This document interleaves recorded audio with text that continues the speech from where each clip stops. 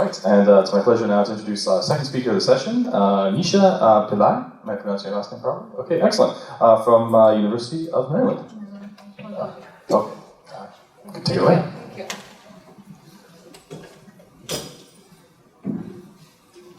Good evening, everyone. I'm Nisha Pillai, a PhD candidate from University of Maryland, Baltimore County. So I'm here to talk about my research on interactive learning by robots in human environments. An intelligent robot system with which people can have a long-term conversation is one of the main challenges in the field of robotics.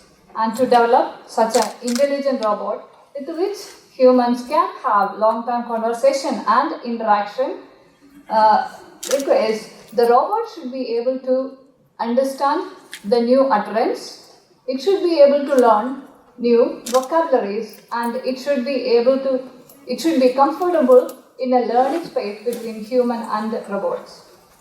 To make such a robot system capable and useful, the robot should be able to interpret, execute, and perform the task assigned by the human. Here, in my research, we are trying to do grounded language acquisition, where our robot is trying to learn language by interacting with the world and the human by associating the visual percepts around the world. Why language learning is so important? The world is complicated and the user needs are very unique and specific. The assistive technology that we use in particular is never one size doesn't fit for all. Language is broad and too many domains and possibilities are there. So nobody likes annotation tasks. So our robot needs to have an on-the-fly learning mechanism. So in this talk, our robot tries to learn attribute words that associates visual percepts which interacts with the human and by interacting with the human and the world. We are incorporating active learning technologies in this interactive setting. So the actual question in this research topic is, can active learning improve language acquisition efficiency and user acceptance?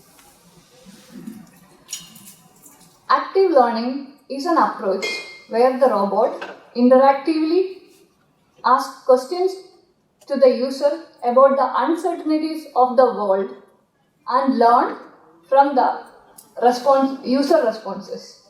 Here, the picture, my colleague is interacting with the robot and robot is trying to learn from the responses.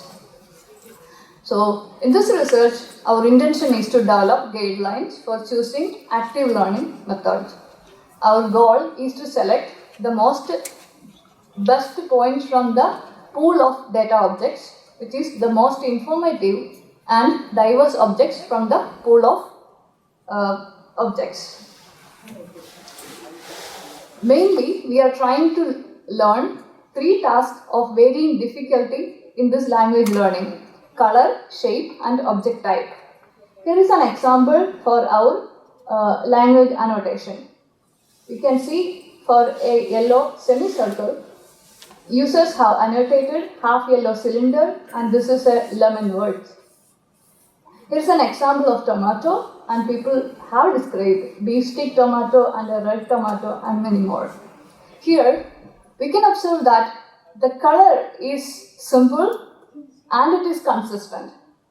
But object type is also moderately consistent, but shape, the users have specified the shape words which are more varied. Most of the annotators have not even specified the shape words. In visual aspect, in visual learning, color learning is much more simple, but shape and object type are very complex. How do we learn the word grounding? We are using joint model of vision and language by Dr. Matusik to learn our word grounding. So when users describe the object, our robot is trying to create a visual classifier by associating the visual percepts from the object. The more we get the objects, the best classifier emerges. Here our robot is trying to learn what that object, and here is the annotation, short green cube, and it is trying to learn what short, what green, and what cube is. Here is our data corpus. We have 72 instances and 18 in categories. Some of them are food objects, some of them are children blocks. We collected this data using a Kinect V2 RGBD sensor. 6 categories are collected from UW RGBD dataset, and we have collected 6,000 descriptions from Amazon Mechanical Turk. Amazon Mechanical Turk is a crowdsourcing community where we can actually get annotations. Like I said, we are incorporating active learning techniques in our interaction setting. So we have implemented multiple active learning approaches and analyzed each one of them. I'm here presenting 3 of them, 3 of those active learning techniques. First one is Gaussian mixture model sampling.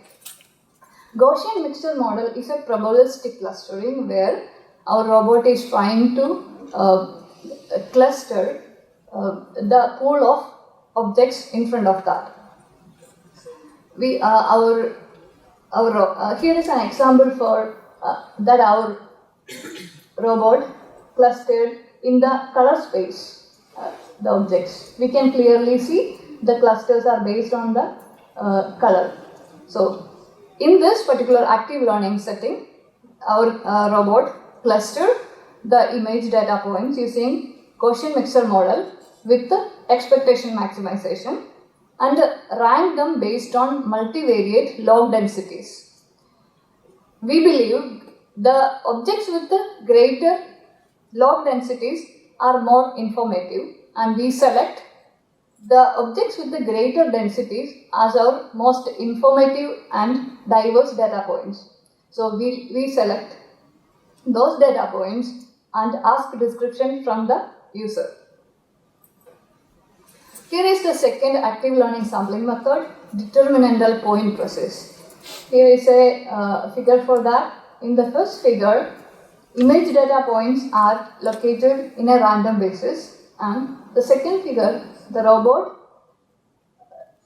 after DPP learning, determinantal point process learning, all the repulsive image data points try to locate far away as possible. So, determinantal point process models diversity. So, we are trying to use that feature in our active learning space. We select the most diverse data points from the pool of data sets and we ask annotation from the user. The third active learning method we have used is GMM based structured determinantal point process, in which we are combining determinantal point process and Gaussian mixture model. We are trying to combine the diversity feature of DPP and the GMM likelihood feature. So then we are trying to get the most diverse points and ask annotation from the user. Here is the performance analysis.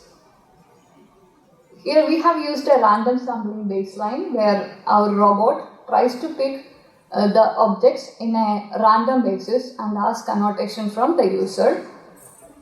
And the y-axis is F1 score we calculated, x-axis is the attribute types we have. And for the color classification, we can see Gaussian mixture model is performing better than random sampling. Gaussian mixture model is able to get the most informative and diverse data points from the sample data space, but determinantal point process and GMM DPP is able to get just diverse data points. Sometimes diverse data points can be outliers. It doesn't enhance the quality of the classification. So For such a baseline, we need to have an active learning that selects informative and diverse data points. But for shape and object classification, all the active learning techniques are performing better than our baseline. Here is the overall comparison we have. We can see that Gaussian mixture model maximum log density sampling performs better than the baseline for all the three classification tasks. It is reliable and it is actually suitable for small and large scale data set.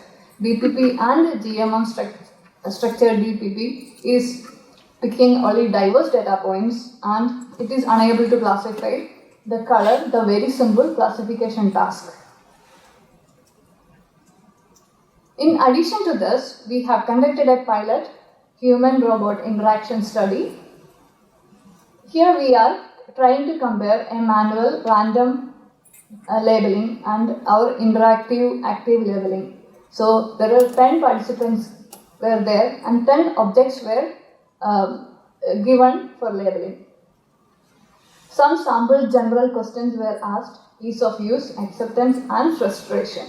So 80% of them told that manual labeling is easy to use. 70% of them mentioned interactive labeling is also easy to use. I believe 10 participants is not an enough number to conduct such a human-robot interaction study. So in future, we will try to add more participants. For 90% of our participants mentioned that they are willing to use interactive labeling even in future.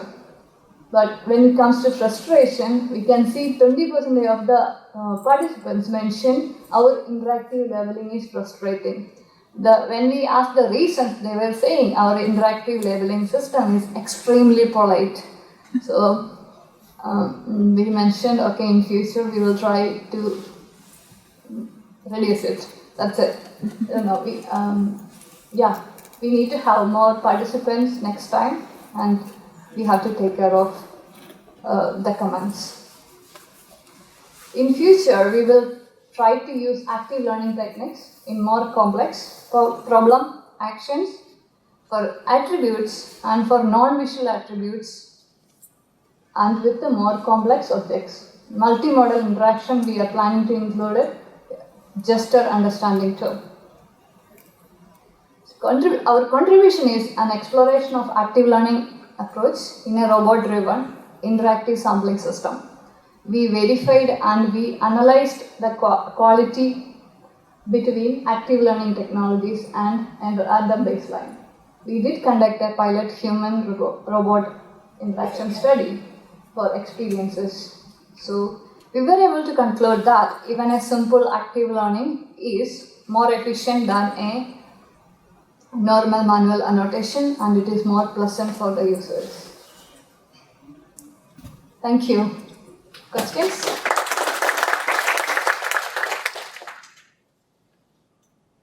Sure, I think we have time for maybe one question, one quick question. Anybody? Questions? Okay, I have a quick one, if I may ask. Your integration of haptics, what do you plan to do in that area? You mentioned on the last slide you had haptics. Haptics? You had haptics? Some haptics, what were you planning to do with the haptics in that scenario? There are multiple ways you can handle it. Either the object or like robotic arm, you can either point to the object or we can pick the object or do something. Okay, so you'd be using the arm then? Okay, interesting. Cool. You like the Jaco arm, by the way? Yes. You do? Okay. Yeah, excellent. the latest model is more amazing. Yes, the newer one definitely. It's quite nice. Okay. All right. Thank you very much. We'd like to speak one more time. Thank you.